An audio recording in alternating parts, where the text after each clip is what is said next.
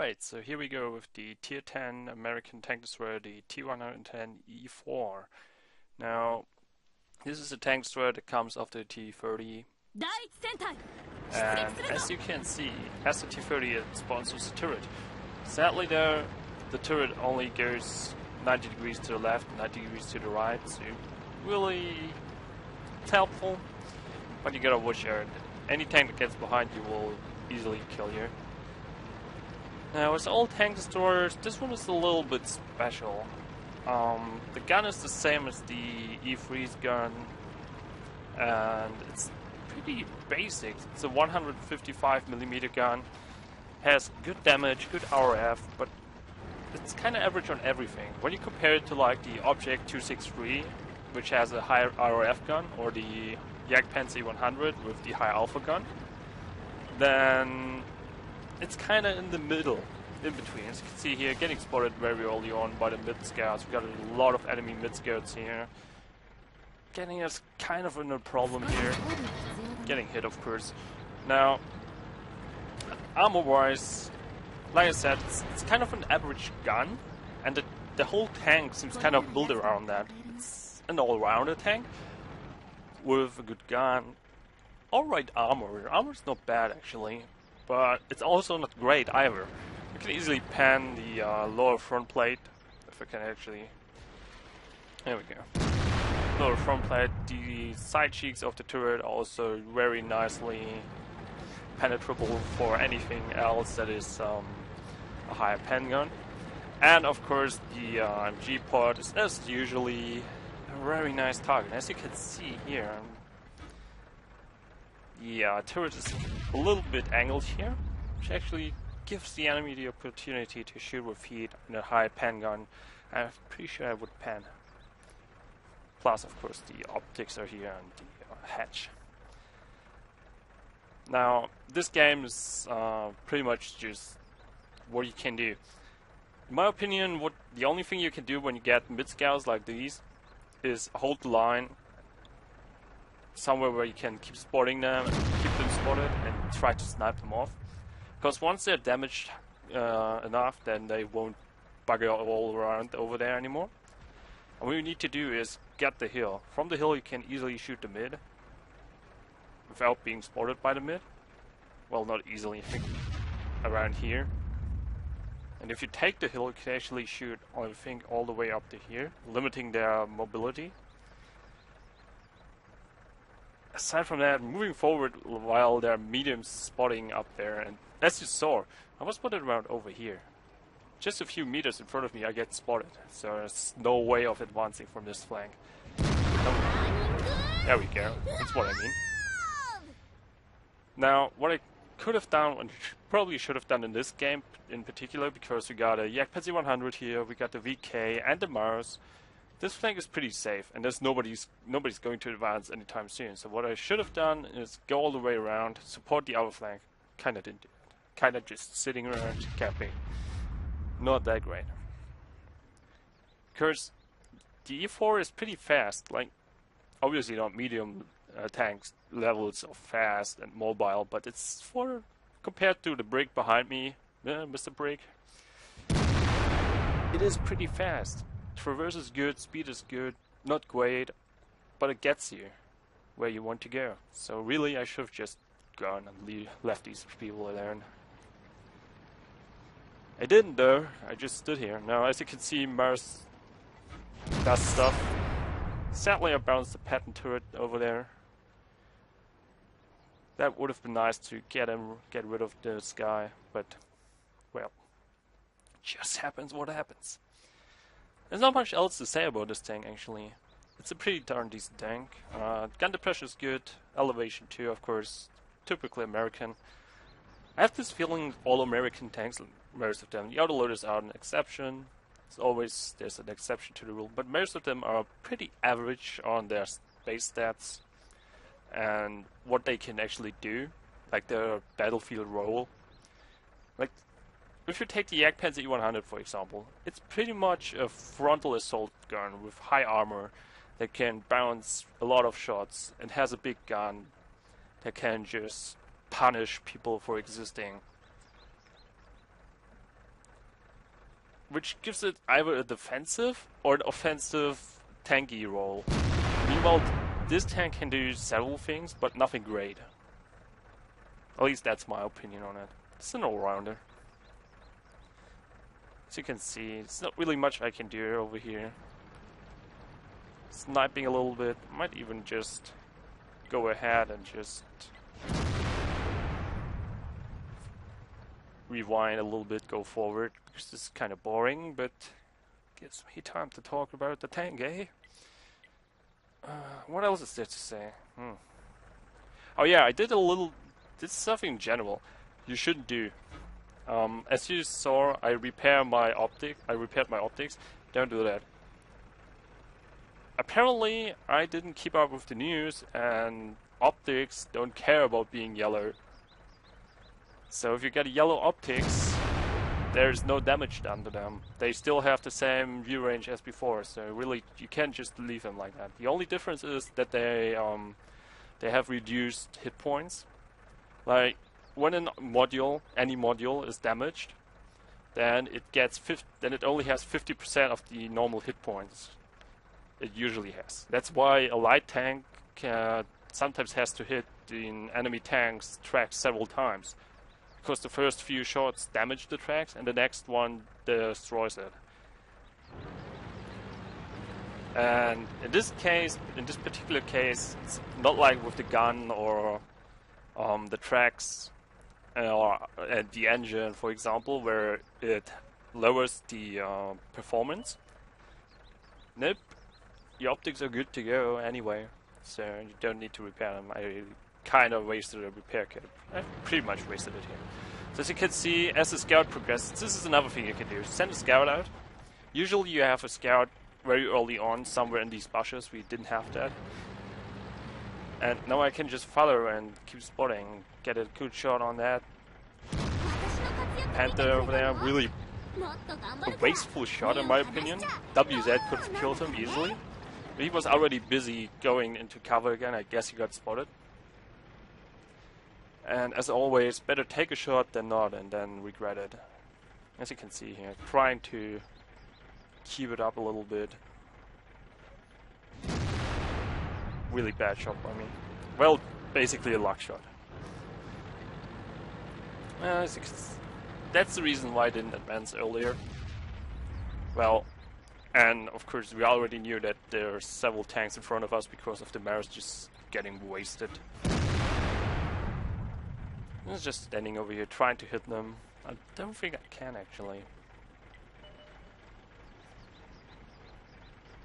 Really bad shots here. Now using again the scout. This time around the T110E4 follows, which is also nice. And also keeping the middle in mind. Problem is, if you advance right now, further than the mouse, then we get into crossfire, which will be just obliteration for us. So I'm kind of trying to stay back, not cross the middle, because as soon as we do that, we get shot from the other side. There's a lot of tanks over there. So I'm kind of playing it careful. Especially since our team's not really doing well right now.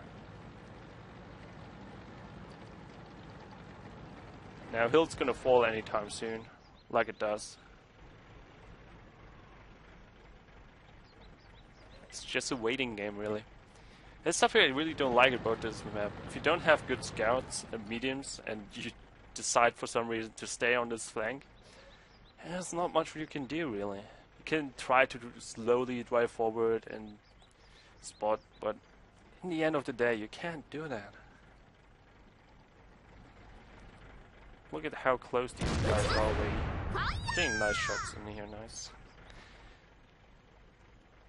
300 meters away already. And the problem is not the tanks in front, like two E4s. We could take that on very, very easily. The problem is the tanks in the middle. As I said before, as soon as we cross the middle, we're gonna get into the crossfire. And with the mouse, for some reason, driving straight into the middle, instead of using at least, well, as you can see, there's a little ridge line over here, which you can use as cover, and you should use it. as cover, because otherwise you're pretty damn stupid. I mean, with the entirety of this flank, the VK and the Maros up front and those tank destroyers behind, might have made it, but not at the beginning, like 5 minutes in maybe, when the mediums were already focusing on our hill troop.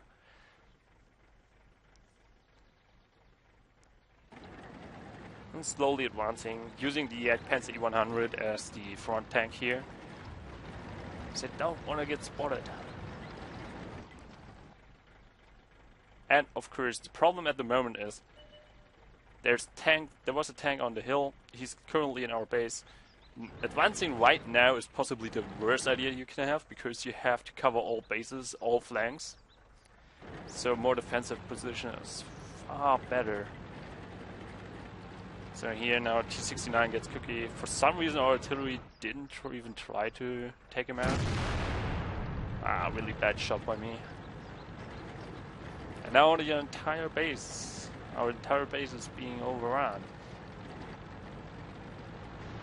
So what I'm doing here is basically fall back, try to get out of the out of the draw distance. This is the draw distance on the minimap right now. And right now, if T4 is still there, he's out of I am out of his draw distance. He can't see me, even if others spot me. So there we go. Taking out the scout now. Goodbye, sir.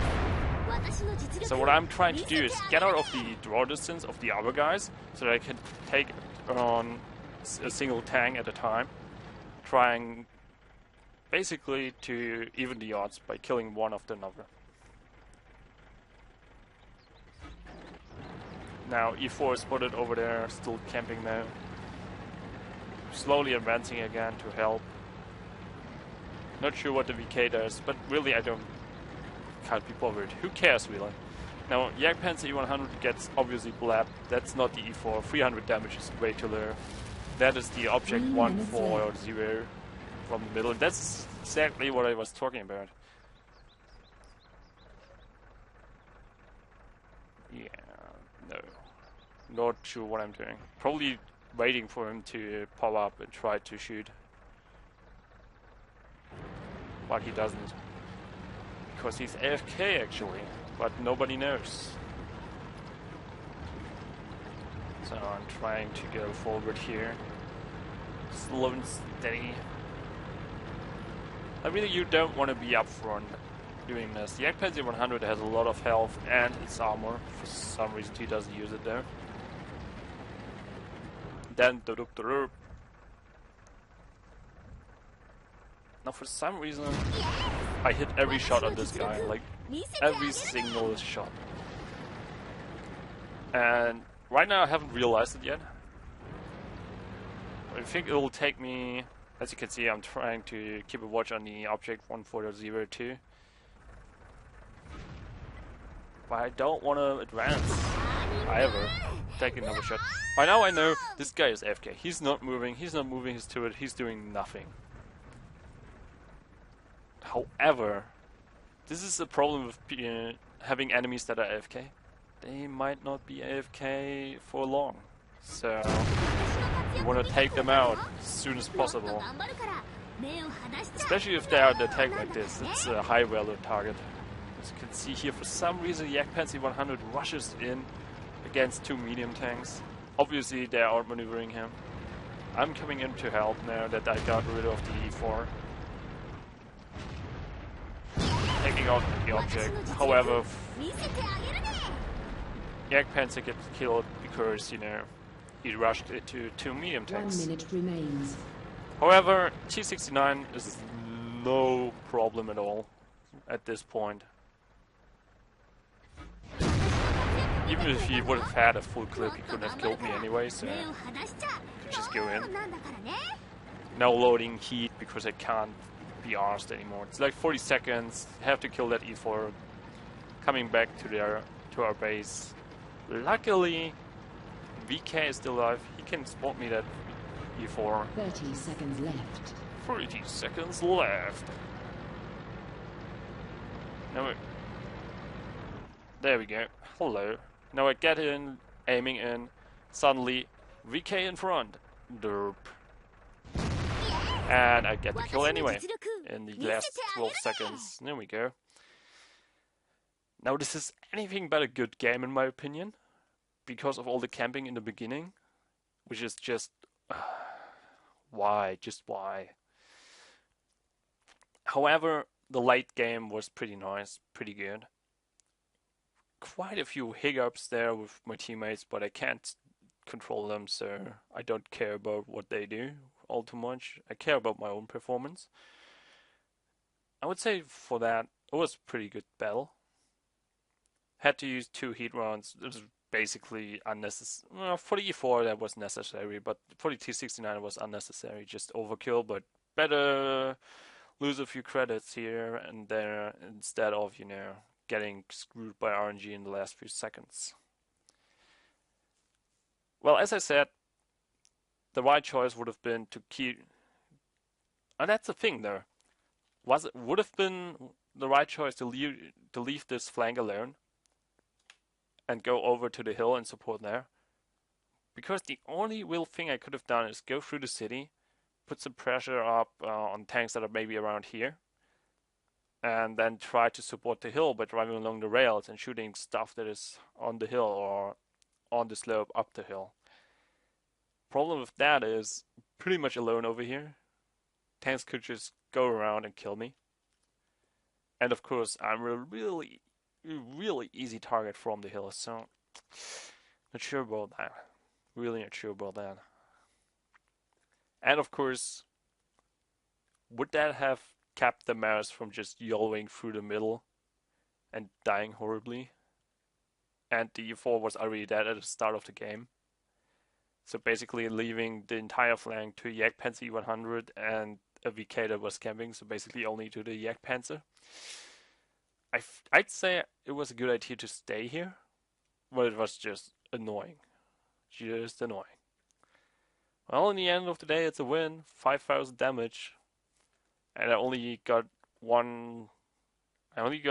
hit once, I think. And it was a bounce.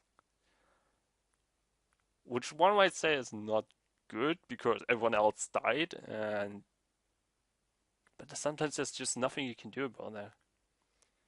Could I have saved the Jagdpanzer 100? Yeah, I could have, easily. The E4 was AFK. I could have just gone in and killed that object, 1440 or the T69.